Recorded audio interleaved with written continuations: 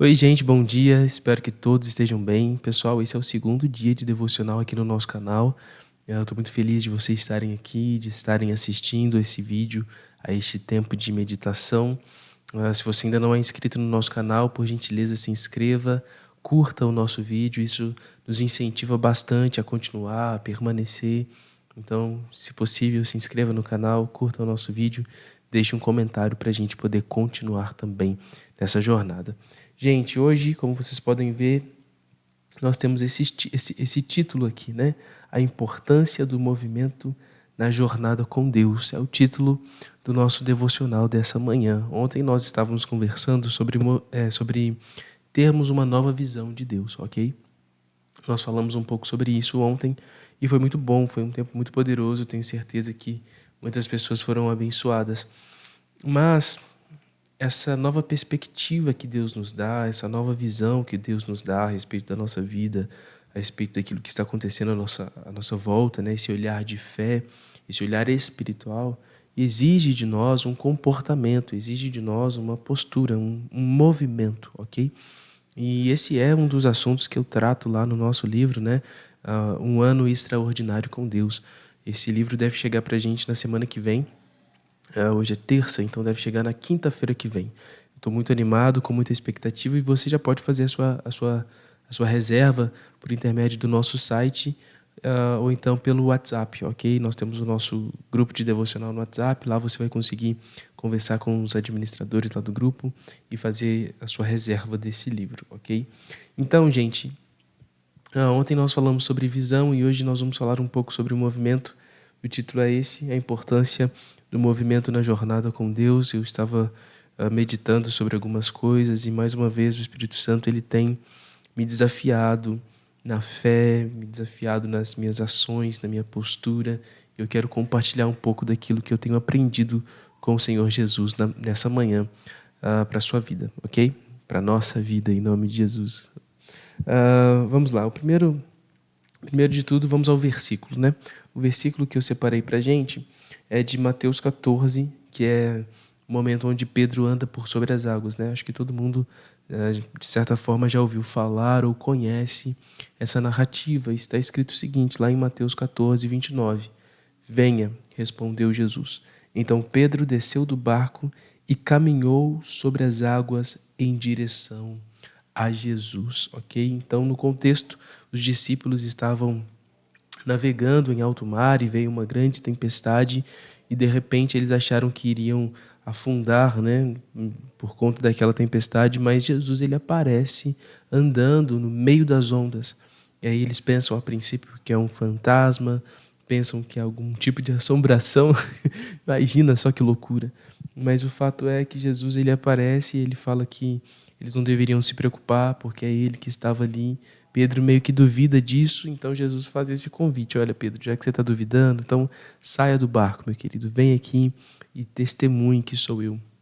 Então, esse convite do Senhor para Pedro se mover num tempo de crise, num tempo de dificuldade, num tempo de adversidade, onde todas as suas seguranças estavam de fato comprometidas, ok? Aquele cenário era um cenário desafiador. E esse é o convite que Deus nos faz hoje, ok? De nós nos movermos no meio da dificuldade, no meio da crise. E esse é o maior desafio, você se mover no meio de um cenário de adversidade. Você se mover quando todos se movem e quando o cenário ele coopera para que você tenha um passo de fé, ok? É fácil, mas quando você decide se mover a partir desse chamado de Deus, num cenário de dificuldade, a situação é completamente diferente. Então, talvez você possa estar passando por cenários parecidos a este. Eu creio que todo mundo, na verdade, vez ou outra, passa e enfrenta cenários parecidos. Então, é algo que nós precisamos nos atentar constantemente, ok? Se mover no meio da adversidade, no meio da dificuldade, no meio da crise, no meio da escassez. Esse é o convite que Deus nos faz, para que nós nos movimentemos, que a gente tenha ações de fé, passos de fé. E o primeiro passo é sair da zona de conforto, ok? O chamado para sair da zona de conforto.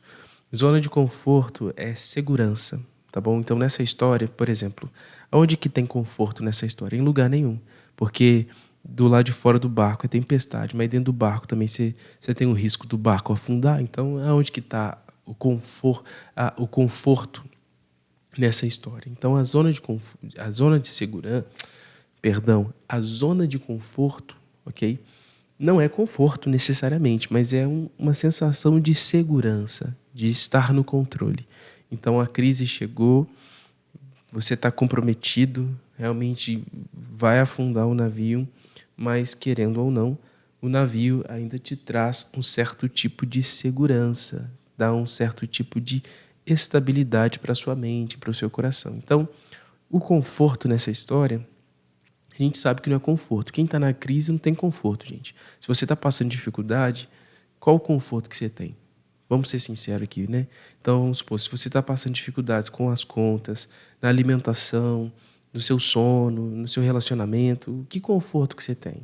Aí Deus fala assim, saia da zona de conforto. Aí você fala assim, Deus, mas espera aí, eu não estou tendo conforto nenhum, cara. Você está entendendo? Então, a zona de conforto que a gente coloca aqui, que eu coloquei aqui pra gente, é sobre segurança, é sobre estarmos no controle, é sobre essa falsa sensação de que é sobre o que nós fazemos, sobre o nosso esforço, sabe? Então, isso é a zona de conforto que a gente tem que saber abandonar, entende? Então, na crise, você vai querer um lugar de segurança, uma falsa sensação de segurança. Às vezes vai ser o relacionamento abusivo, vai ser as finanças, as dívidas do cartão, vai ser, enfim, o pecado, a procrastinação, a pornografia, vai ser os vícios, enfim. Então, existem várias coisas que no meio da crise tentam trazer para nós uma sensação de segurança. Conforto ninguém tem na crise, está todo mundo desconfortável, mas a gente tenta encontrar algum lugar que proporcione para nós segurança.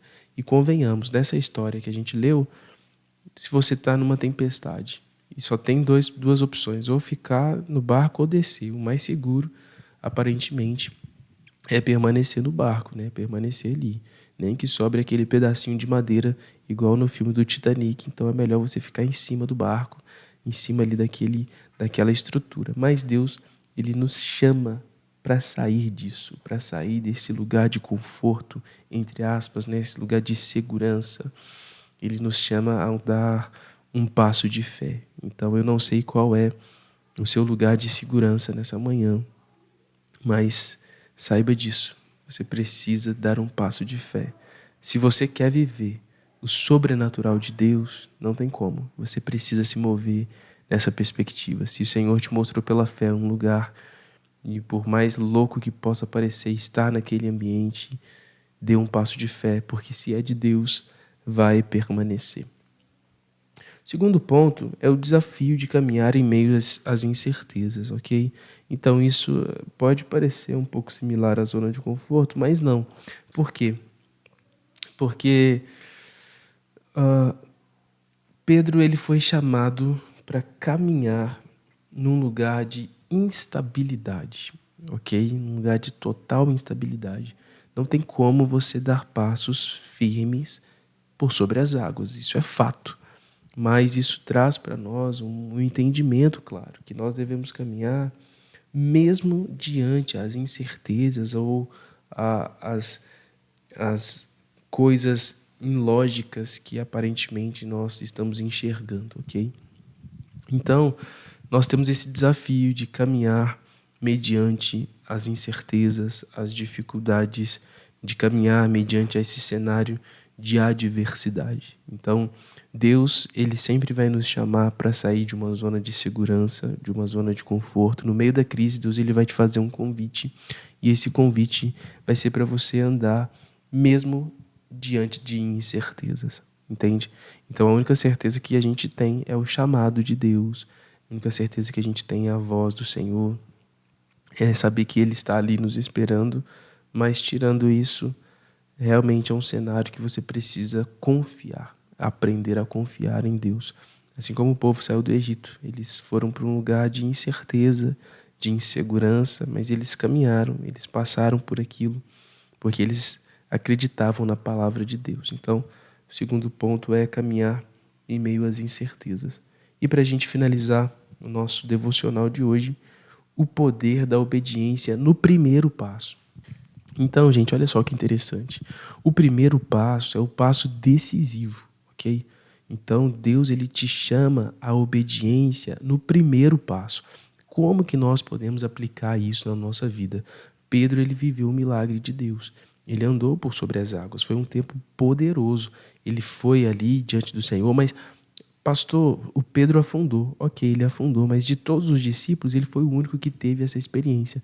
E no final, ele retorna por sobre as águas até o barco novamente, né? Então, Jesus ele traz Pedro à tona, coloca ele novamente sobre aquela tempestade, aquela situação.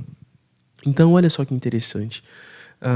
Nessa questão da incerteza, vamos recapitular. A única certeza que a gente tem é Jesus, ok?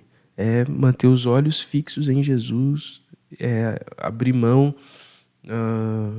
da influência da tempestade, do medo, apesar deles, apesar dessas situações, caminhar, prosseguir.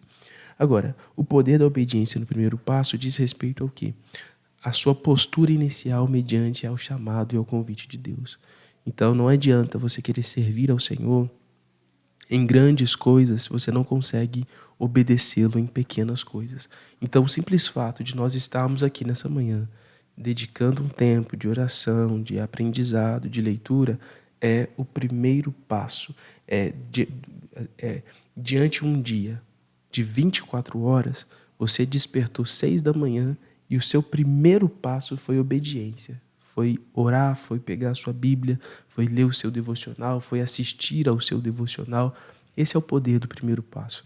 Então, por exemplo, nós sabemos muito bem que se nós começarmos o nosso dia naquela agitação toda, sem ler a Bíblia, sem orar, sem buscar, sem meditar, parece que tudo vai dar errado.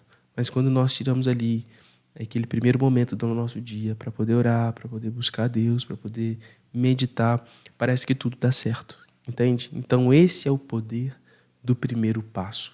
Esse é o poder das primícias, entende? Por isso que nós damos a 10ª parte do nosso salário, porque é a primeira coisa que a gente tira do nosso mês, das nossas finanças, é a nossa semente, é a nossa oferta diante do Senhor. E isso não diz respeito apenas a questões financeiras, mas ao nosso tempo, que é o que nós estamos fazendo hoje, sabe? A nossa dedicação, a nossa atenção. Então, esse é o poder da obediência do primeiro passo. Então, nessa semana, nós já começamos a semana com o nosso devocional ontem. Estamos dando esse primeiro passo do dia hoje, que é em direção a Jesus, a obediência, e certamente nós viveremos um grande milagre. Então, hoje nós conversamos um pouco sobre movimento. Todos esses temas, esses assuntos têm a ver com o nosso livro. Daqui a pouco ele vai estar chegando para a gente. Estou muito feliz, muito animado. E se você assistiu esse vídeo até agora, até aqui, até esse momento, eu quero que você comente aí embaixo. Eu estou dando o primeiro passo. Estou dando o primeiro passo. Na verdade, você vai comentar assim, olha, o poder da obediência no primeiro passo. Coloca essa frase aqui, porque isso aqui é muito poderoso. O poder da obediência no primeiro passo.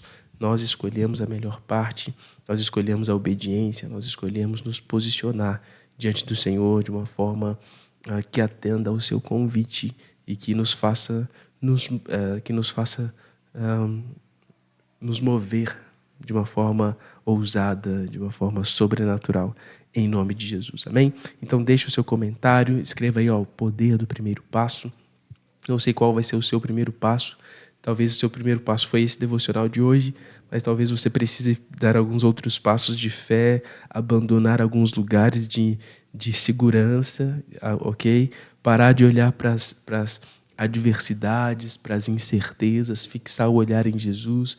Não sei qual vai ser a sua postura a partir desse vídeo, mas nós estamos dando esse primeiro passo, esse passo de fé, em nome de Jesus, amém? A gente se encontra amanhã, se Deus assim permitir. Que Deus abençoe vocês. Tenha uma ótima terça-feira. Tchau, gente. Fica na paz. Tamo junto.